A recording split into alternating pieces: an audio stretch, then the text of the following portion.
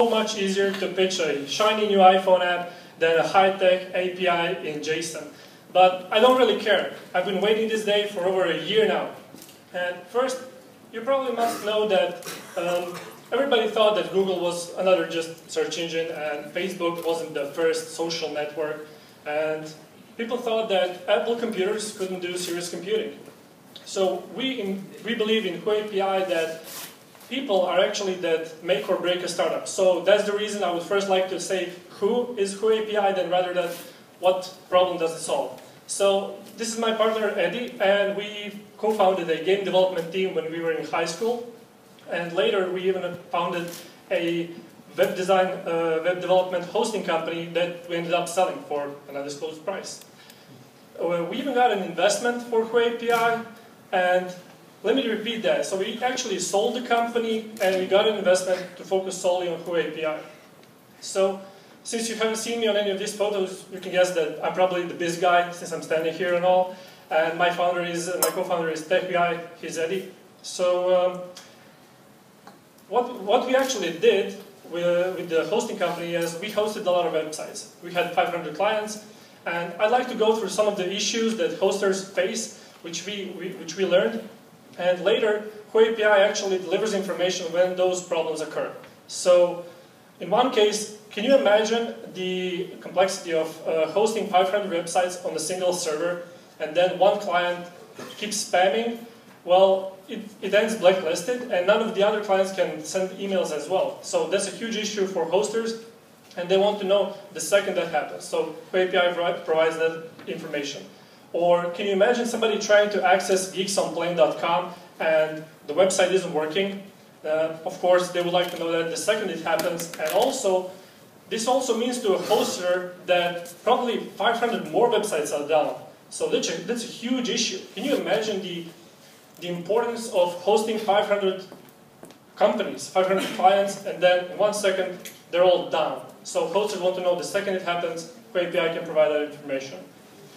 And don't get me started with domainers. So usually when you buy hosting, you register a domain name. And domain registration is not core business to hosters because they're not making enough money out of it.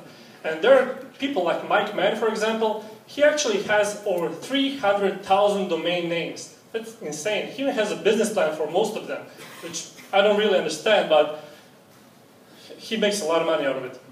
So the problem is, if you try to register a domain name, you found that you had to query 10 times, 100 times, and you get 10 suggestions, and that's a lot of querying if you have 1,000 customers. So that's another problem for hosters. Or imagine, I'm not saying this is going to happen, but imagine somebody registering DaveMcClureSucks.com.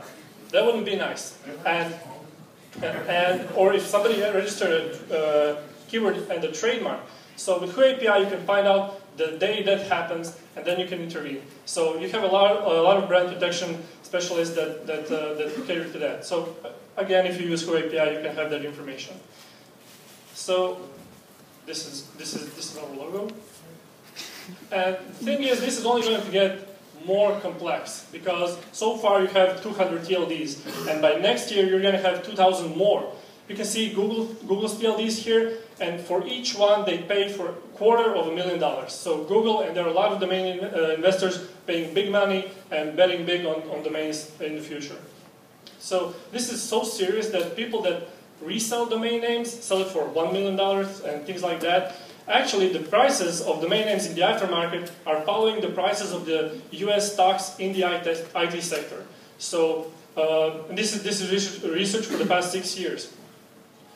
So we found out that hosters and many companies need WhoAPI, but we wanted to be really smart about it. We didn't want to develop something for 1 year and then find out that nobody's going to use it. So we got the Lean Startup approach before Lean Startup had a name.